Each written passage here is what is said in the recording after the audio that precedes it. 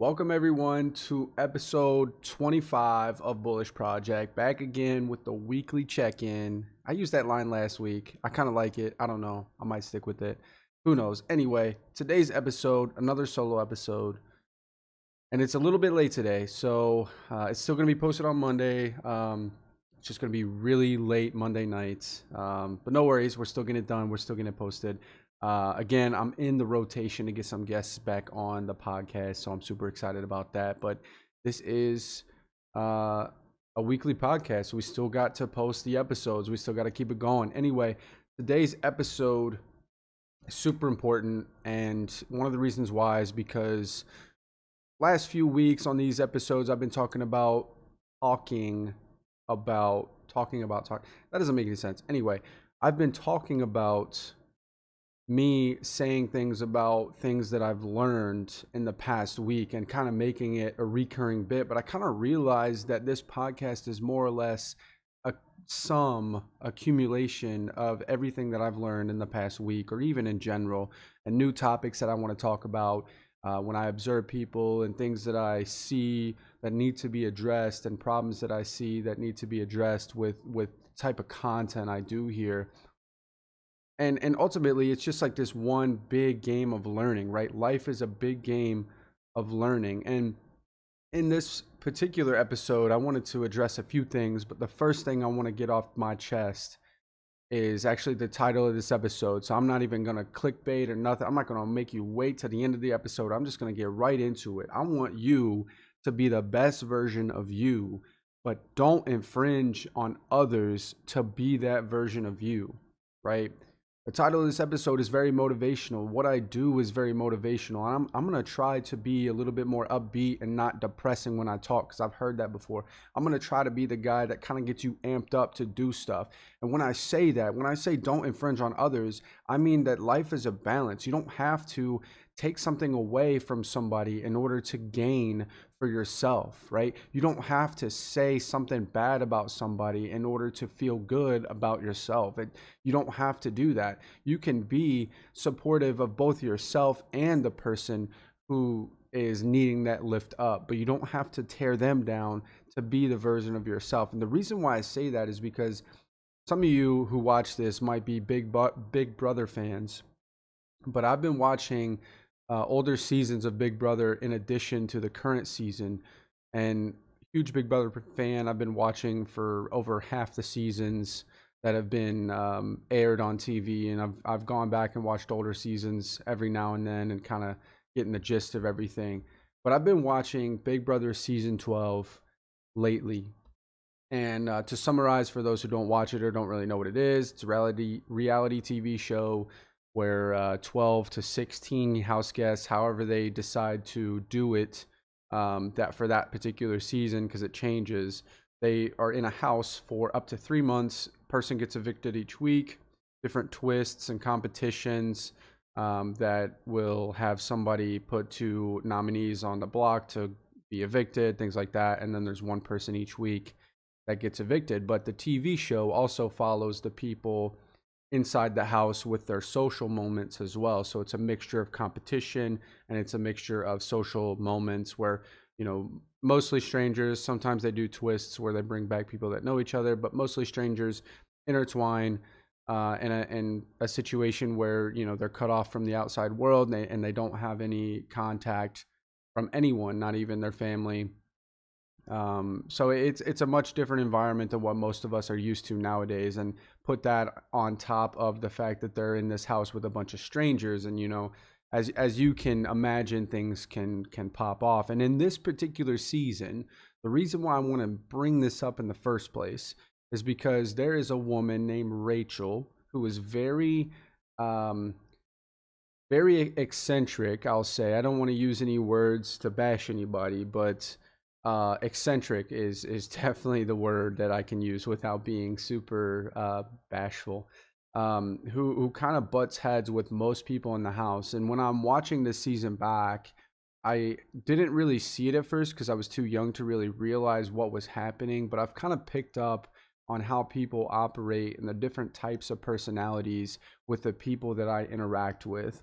And for this particular person, she is very, first of all, I'll say outgoing as well, because that's a good descriptive word. That's not necessarily a good thing in this case, but it kind of gives you an idea of how this person is, like very talkative, very loud, um, and just wants to have their presence known, which is not a bad thing, right?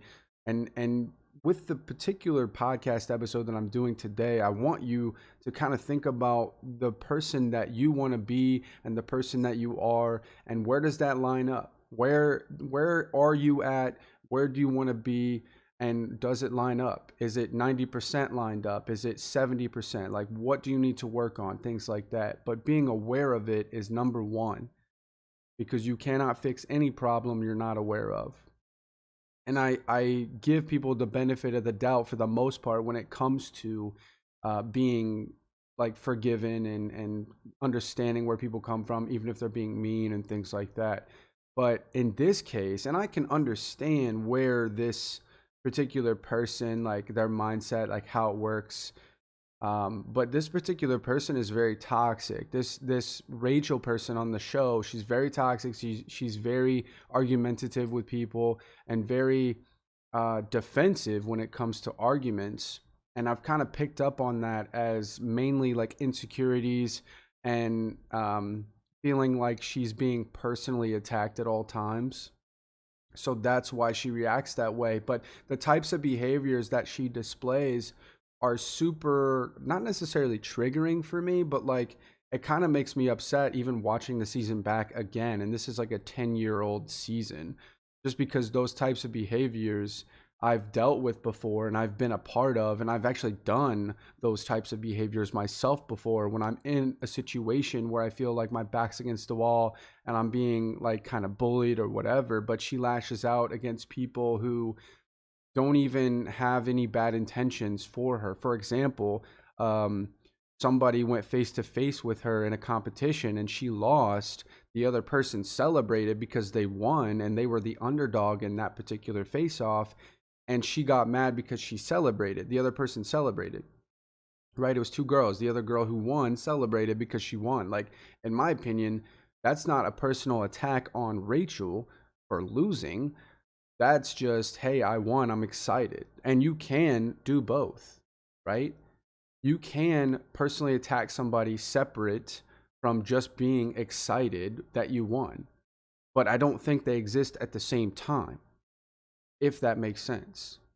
I think you are either excited that you won because you want to have a personal attack on somebody, or you're excited that you won just because you're excited that you won. And the ultimate like theme here is that like you really are not going to be able to tell for the most part, unless you kind of have a suspicion that this person doesn't really like you anyway. But in this case, both of those people were friends for the most part. I mean, as much as they could be in a house with random people, right? And this particular person who was celebrating didn't really give off any sort of personal attack type vibes. But Rachel responded very accordingly, like she always does. She was argumentative, like, why did you do that? Why are you going to kick me when I'm down at my lowest point? Blah, blah, blah. Victim mode, right? And I'm just sitting there like, you know what? Nobody cares, right? And for me to have my mindset switched in the last couple of years, the way I think about things now is more of the fact that if I win, I'm celebrating for myself. I'm not celebrating because you lost. I'm celebrating because I won.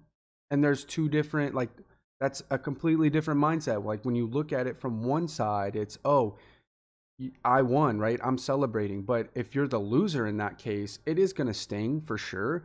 But you have to look at their like point of view to really understand their behavior. And once you understand their behavior, you don't have to lash out about people coming at you with personal attacks or acting defensive or anything like that. And not that that is a bad thing, because defending yourself is good in its right moment. But this was a consistent behavior. And for me, this all relates back to the theme that I really want to talk about. And being the best version of yourself includes you respecting other people and not tearing them down just because you want to feel like you're above them. And in this case, she wanted to tear down the person that won that competition because she felt, uh, like she lost. She felt that this person was rubbing it in her face, and that was totally not the case because Rachel was only seeing it from her perspective. So this particular point requires a few things, but one of the most important things you can take from this particular topic is that you can only see your point of view with your eyeballs, but you can imagine how that other person is feeling if you can give a little bit of empathy to that person of, oh my God, if I won, I would be excited too, and give them that benefit of the doubt where you don't really know for sure if they're doing it to spite you or not. So why do you care? Especially if it's somebody you don't even like, right? Why are we living in a world where we need to impress other people or feel like we need to impress other people when we don't even like them, right? We get all these friends on social media nowadays. And, some people have thousands of friends, which I guarantee you're not hanging out with thousands of people every single day, which nobody can, right? You get your core people at work that you hang out with at least 40 hours a week. You get your core family, your core friends, that's it. And you can only keep up with maybe 10 people max on a regular basis. And with the help of social media, you could probably make that 20 or 30 at most. Like, I don't even know how many people you can keep up with on a consistent basis to even consider them close friends. But with the help of social media and phone calls and all that stuff, I mean, I'm sure you can give a lot of different people a phone call every week or every 2 weeks or something and keep touch. But the point is, hundreds of or thousands of people you cannot keep up with, right? So in this case, if you're posting something on social media to try to impress somebody, knowing that you have like 1,000 friends, for example, and 1,000 people that might potentially see it, and you want people to think better of you because you just posted your new car, you just got a Benz because you made it and you're making, 80 grand a year or 100 grand a year. And now you signed up for these payments for 7 years that are like 1,000 a month. I don't even know how much it is. I don't care. I don't really want to buy a Benz, but you're upgrading your lifestyle to impress somebody that you don't even like. Why are you doing that? Right? Ask yourself that question. When you're posting a picture with your friends, your so-called friends, because you guys had a night out that was like once in a lifetime, you should take those memories for yourself. You shouldn't take those memories with the sole intention of just posting them on social media to impress people you don't even like or to impress people in general. You should just do it because you want to do it and you want to hang out with those people and you want to make memories. That should be the reason that you go about things. And in fact, this is kind of like the segue to my next topic, which is social media in this case. For this particular topic, being the best version of you requires a few things, but you don't have to be a good person to, or excuse me, I'll rephrase. You don't have to post on social media to be a good person. But if you're posting on social media to give the appearance that you're a good person, when in reality, you're not a good person, then that's a whole different story. And the manipulation kind of tactics that we have with social media are very real. You can post a lot of things that make you look like a good person or look like you're impressing people and stuff, but deep down inside, you're the one who decides for yourself whether or not you're a good person. And if you say you're a good person but you're really not, I mean, you got to really look in the mirror because everyone else around you can sense the vibe and stuff, and like it's up to them to want to hang out with you. And if you're not treating them with respect and you're not doing the things you need to do to maintain those friendships, they're not going to hang out with you. And you can think you're a good person all you want, because at the end of the day, it doesn't matter if people like you or not. But if there's a consistent pattern that you do to like piss people off or rub them the wrong way, then eventually you're not going to have any friends and you're not going to be able to hang out with people if that's what you want to do. So there is a pattern here. Like, you need to be able to have that self-awareness to be able to interact with people, right? You need to have respect for people and kind of know when you're giving off bad vibes or good vibes or whatever. You kind of have to have that self-awareness. It's very important to be the best version of you. You have to kind of look at it from their perspective in to even know if you're treating somebody with respect. Now, I do say a lot that life is a balance, and this is with everything. You don't have to take it to the extreme of being the most like self-conscious type person where you're trying to please everybody and think about it from everybody's point of view because you don't want to make anybody mad. Like, I'm not saying that necessarily, because you should be living life for yourself. I'm just saying, if you have bad habits in terms of this Rachel thing I mentioned, where you're constantly argumentative, or you're constantly acting like people are bullying you when you're not, like you're constantly making it about yourself in a negative way, then that needs to be addressed. And you have to work on that to be able to move forward, especially when, I mean, if you don't want anybody around you, then cool. I mean, you can keep acting that way. I'm not here to judge. I'm just saying, like, you have to be aware of when you're doing those things and only focus on yourself to be better for yourself, right? You don't even have to be better for anybody else. Just be better because you want to be better. And I say this all the time, like, I'm going to do a side point just because it's important, and I'm rambling a little bit here. I do have some notes this week. I feel like this episode's going to be dope, but I want to say this real quick because it's important. At work, it's retail, right? I talk with my coworkers all the time, and I'm just like, we get these bonds, right? And sometimes conversations come up about other coworkers in general, like when we're talking with each other and we'll talk about this person, and we're all just kind of like in this circle and we're all talking with each other. In general, that's just what we do, right? Because we're there 40 hours a week with each other. Every now and then somebody will call in, and then the people that are left at work are kind of upset, like, oh man, I can't believe this person called off. Like, this is so bogus. And I'm like, and I tell them every time, I don't care. It doesn't bother me. Well, why does it not bother you? Like, we're shorthanded. Now we're going to be busy. Listen, we can only get so busy, right? And on top of that, as one person, I can only do so much. So why are you stressing it out? Why are you stressing out about it? I can't control whether or not they come to work. I'm not worried about it. And the manager can't either. It's on their own will to go to work. Now, obviously, most people do because we need money, but it's on their own will to go to work. So if they don't show up, that's on them. I don't care. Don't bother me. I'm here. I showed up. You know what I'm saying? And if we're short staffed, then the customers are just going to have to deal with that. And as a retail employee, if somebody has been waiting a while, because I work in sales and some people can wait half hour, or longer, I always go up to them. I'm like, hey, appreciate your patience, but I never say sorry about the wait, because it's not my fault that 8 customers came in at once and we only have 3 or 4 people to take customers, and everybody's with the customer. It takes 30, 40 minutes each customer, right? And then you get a backlog of people that are waiting, 30 plus minutes, right, to see somebody. I'm not sorry that you had to wait, but I do appreciate your patience, right? Word choice is a big thing too, because saying sorry for the wait makes it feel like, to them, like you're subconsciously telling them that it's your fault that they waited that long. And I'm not going to do that. It's not my fault. And it's not your fault either that you had to wait, but you chose to wait. You know what I'm saying? And I'll definitely, I'm a big like, I'm big into respect and, like, treating somebody, especially if it's a first impression, like super respectful and stuff. And obviously with retail, you get the people that are kind of angry and stuff, and I still give them a chance because it's my job, but I do that anyway because that's just me, right? And if somebody's coming at me with anger and stuff, I don't really take it personally anyway, because it's not even my problem. You know what I'm saying? Like, I'm going to do the best I can to help you, but it's not even my problem at the end of the day.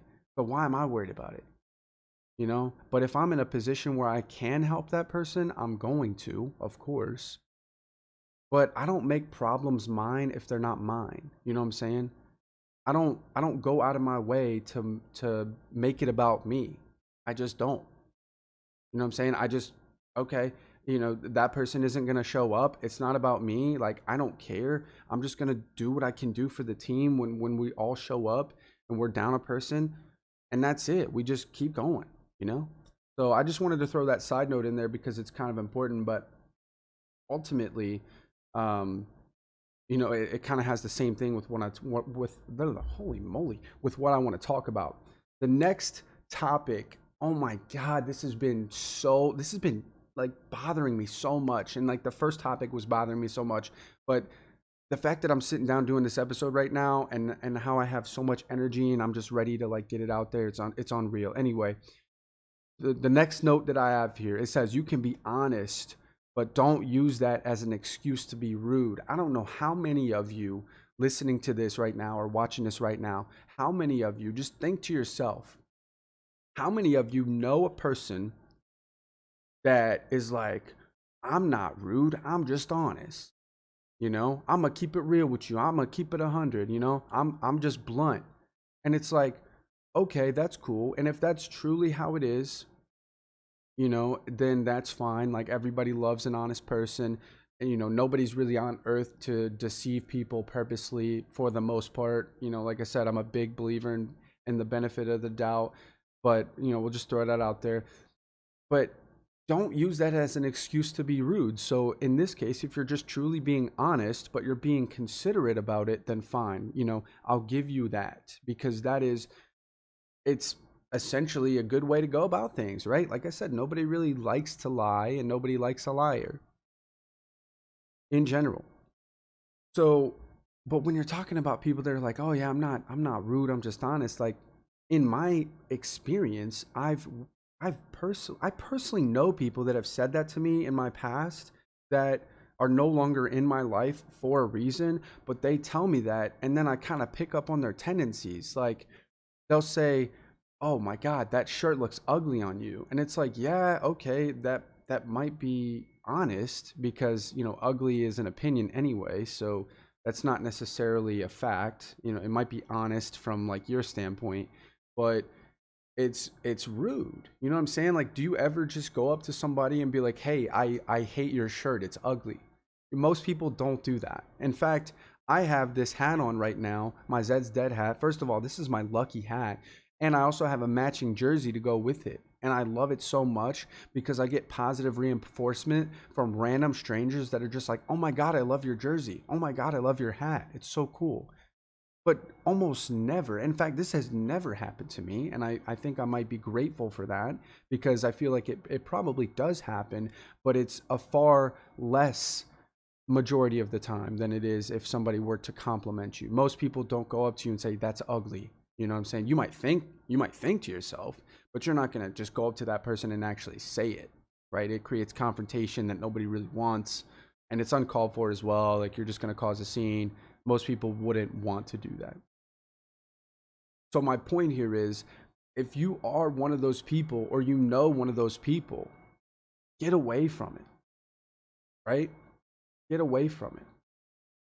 There is no honesty that, "Oh, I'm not rude, I'm just on." There is no, honesty in my experience. Now, this is my experience, because I feel like there are people out there that are honest and compassionate about it at the same time. It might be rare, but I feel like it's out there, so I'm not gonna like say it doesn't happen. But the far majority of the time, when I run into somebody that says that, they will literally be rude about it at the same time. Everybody needs that blunt, honest friend. No, they don't. That's toxic, and it's just, in some cases, straight up disrespectful. It's not needed. You don't need that. First of all, language like that has a mostly negative connotation to it anyway. And I don't know if you know this by now, but if you've made it 25 episodes into my podcast, you know that I talk about mainly positive stuff. So you kind of know how I feel about this situation in general. But I'm just saying, because, be more aware about it, because you can't trust what everybody says in general.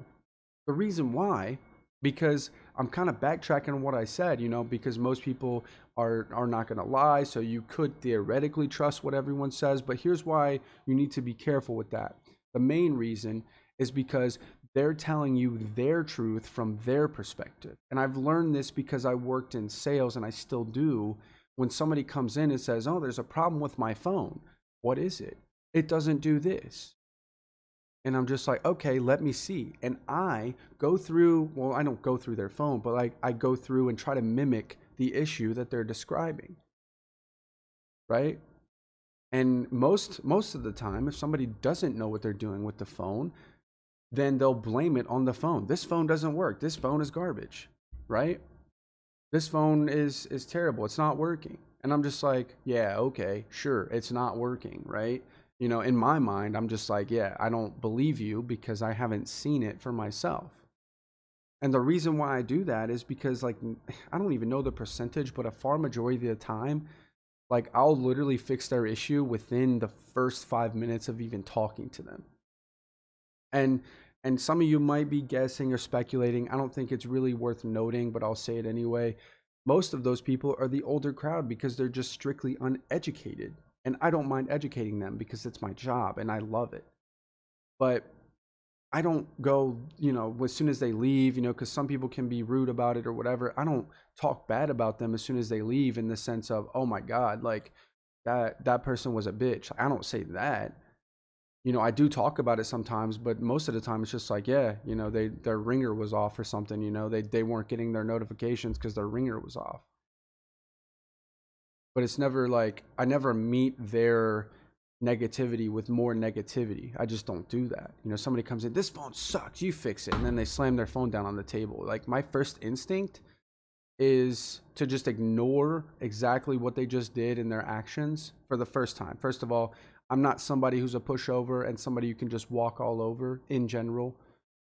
I love the word in general, by the way, because I feel like most people can misconstrue what I say, and not that many people really watch or listen to this podcast, but eventually if it gets out there, some people might be like, oh, well, you did this one time in this one extreme scenario.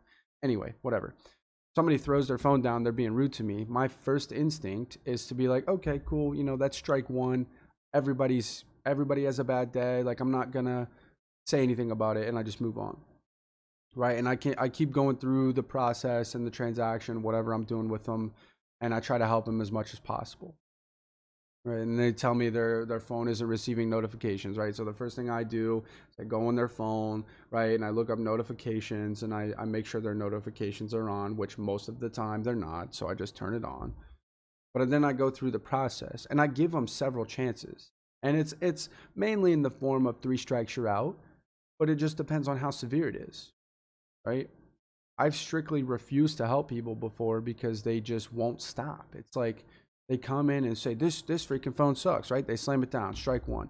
The next thing they say is, how does it feel to work for a bunch of scam artists, right? That's an actual quote that somebody told me once for the company I work for, which I won't name. Anyway, they said that to me. So that was like, strike number two, whatever.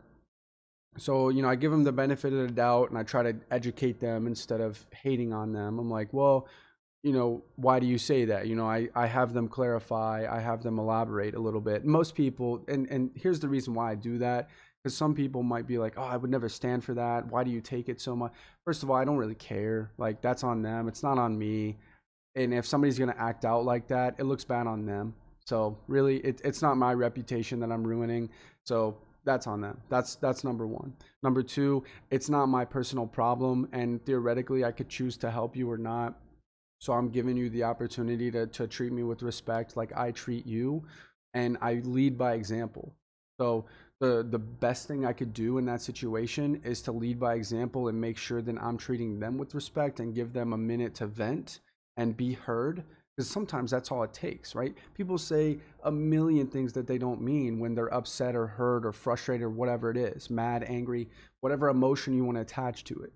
So I give them a benefit of the doubt, but I'm not somebody who you can just walk all over all the time, especially with personal digs. I just don't do that. I just don't do personal digs.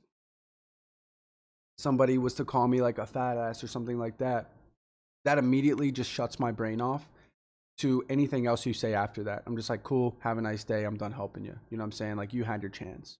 And I've refused service to customers before who act out because it's not okay to treat somebody with disrespect just because you're paying them for a service. It doesn't work that way. And I would rather, if I was a business owner, I would rather not help you because you're being disrespectful to somebody, either me or somebody that is on my payroll.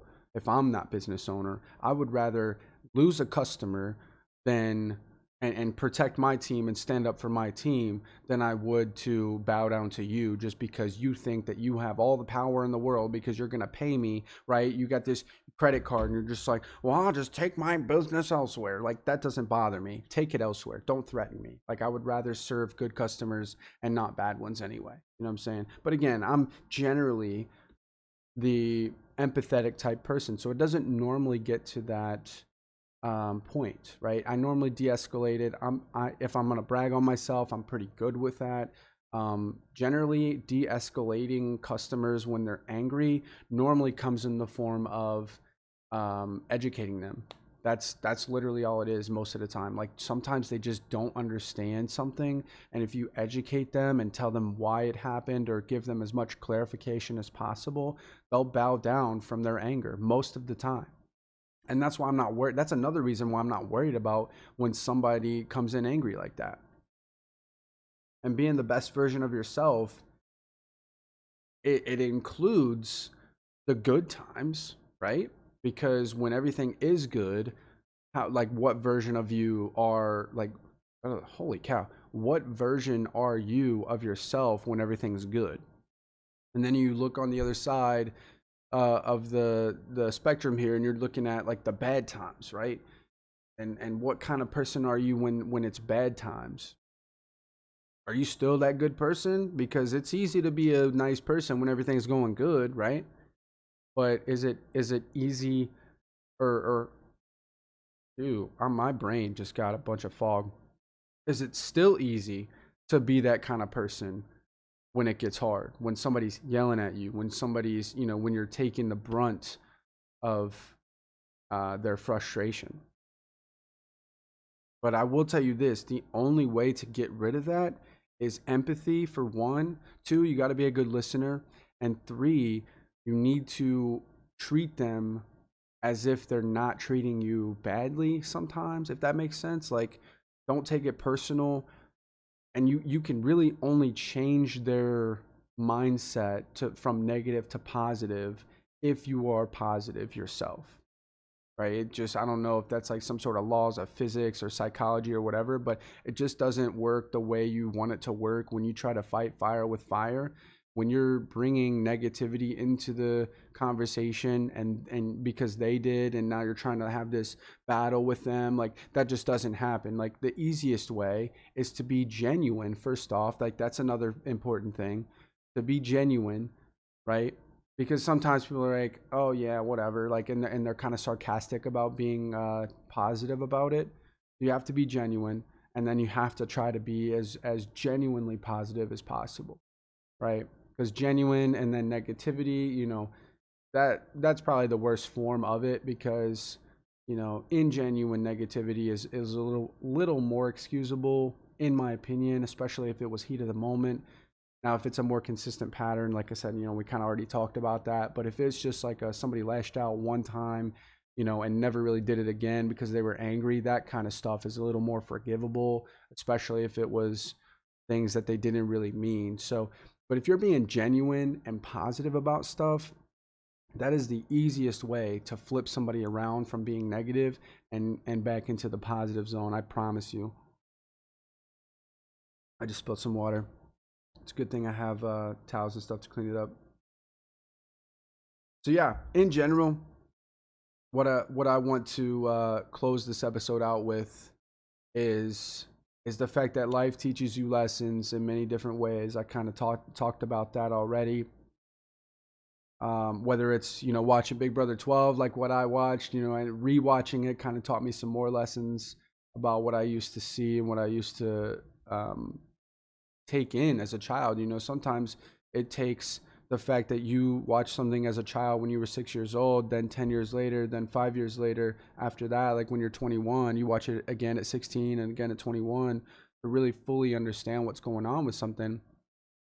And that can be easily applied in the sense of like SpongeBob. A lot of people think there's adult type humor in with the show, and when you're a kid you don't really understand it. So I mean, that's like example number one. But example number two is like when you're watching something, especially in the Big Brother sense. When I was a kid, I didn't really understand that people with consistent behavior like that were actually struggling on the inside in terms of their insecurities or whatever. Like I would have never been able to even put together like a large enough sentence to even describe that when I watched that 10 years ago. So the fact that I watched it again and kind of picked up on it, it was kind of cool, because it gives me the power and the knowledge to help people in the future and to be able to kind of absorb their negativity, because when you have so much positivity and kindness to give inside, and you literally just let it out to everyone, including the ones that are negative and not necessarily deserving at that particular moment. Because like when they change their mindset, when that does click for them, that's going to be something that they learn forever, and then they can pass it on to other people. It's like a chain reaction. That's why I do what I do for the most part with this podcast. I'm hoping it reaches the right people. I'm hoping it reaches a big enough audience to be able to say, I did that. I want to be that guy at the end of the day. I really do. And ultimately, I want to end with this message because I have several more notes here that I've kind of already talked about, but it was kind of in different spots, so I kind of beat around the bush here with my notes. But a couple other things, actually, two more things. But the first thing is, don't treat the symptoms, okay? Don't just treat the symptoms, I should say. And what I mean by that, especially with a point I was making earlier that I was going to elaborate on, and then I had like these side stories, right? Because that's just how my mind goes.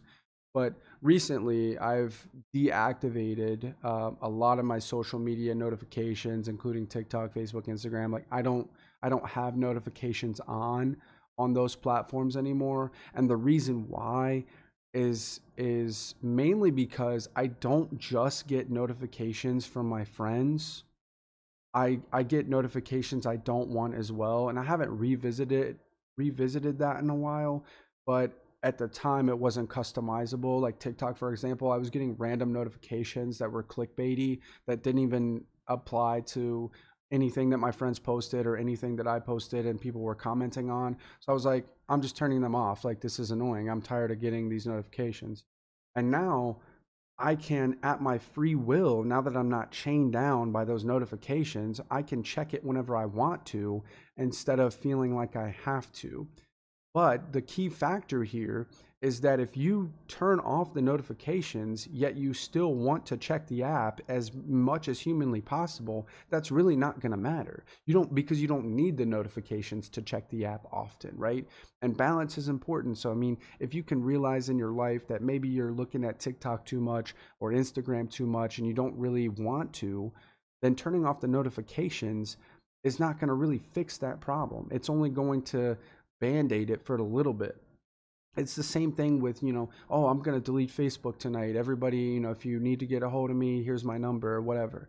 Or you have my number if you need to get a hold of me. Like, that doesn't work because naturally you're going to be in the habit of opening the Facebook app. So that's one thing that's going to be tough to change immediately, like cold turkey.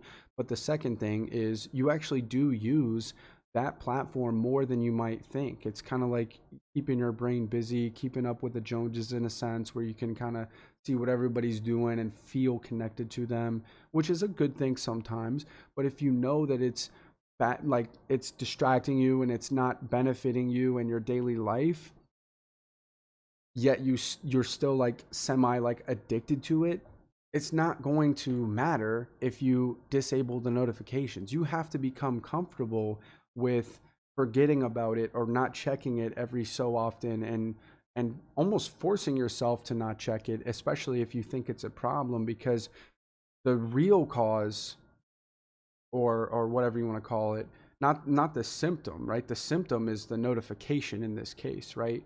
Because the symptom, when it comes in, the notifications, it's like kind of feeding you, right?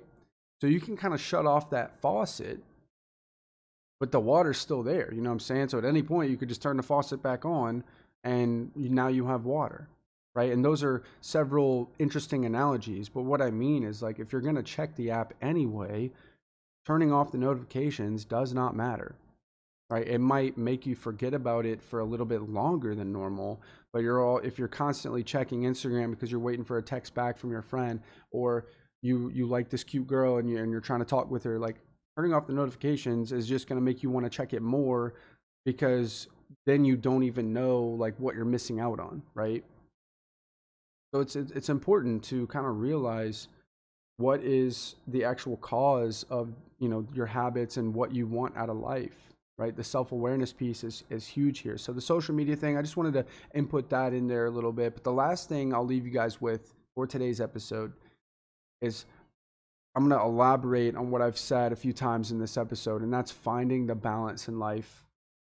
And based on what I've said in the beginning parts of this episode, like the balance in life is everything, right? It could be literally anything and everything that I talked about, or anything that you're going through.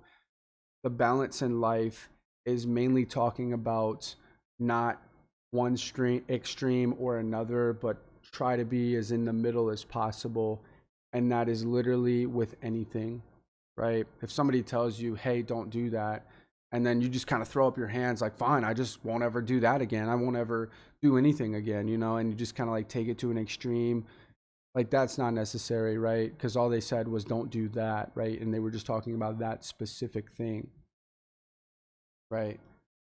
Or say you're going to work and you're going to be 5 minutes late because you decided to stop at Starbucks, right? And your boss is like, hey, we need you here on time for your shift, which is, kind of what you signed up for when you got the job.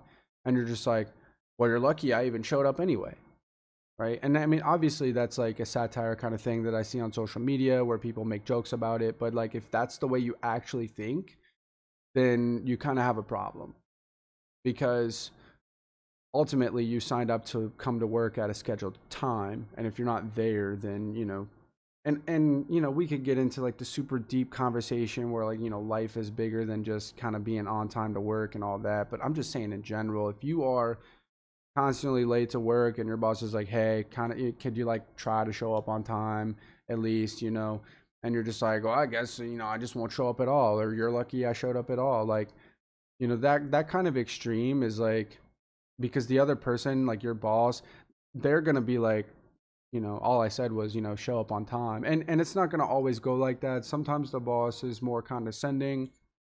Sometimes the boss will give you attitude and stuff like that. But that's not my point. My point is, if they say, hey, can you show up on time? You'd be like, yeah, sorry, I was late. I'll do better next time. That's kind of like the middle ground that I'm talking about. It's not one extreme or another where, I'm going to come in, oh, fine, yeah, I'm just going to come in 2 hours early then and get all the overtime I want. Well, if that's an arrangement you work out with your boss, cool, but not because you're just doing it out of spite because they said show up on time, things like that. Or if it's, oh, could you, put the plates in the dishwasher this way because they wash better. And you're just like, well, if you want to do the dishes, then you just do them, right? And you just kind of like throw up your arms and give up on the whole situation. It's like, obviously that's not what they meant for the most part. Most people don't have ill intent with a lot of things that they say, and there is no read between the lines type things with most people. Maybe I'm just getting a bad read, but it's definitely not with me. And even if people did do like some between the lines, read between the lines type thing with me, I wouldn't even care, because I don't even care enough to even analyze what you just said enough to know whether or not you were trying to say something bad about me in between the lines. You know what I'm saying? Excuse me. Like, I don't even care.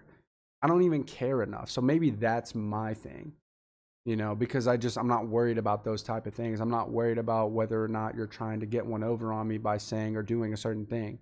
Right? I'm just worried about myself at the end of the day. But maybe that's just me. But I'm just saying, try to find the balance.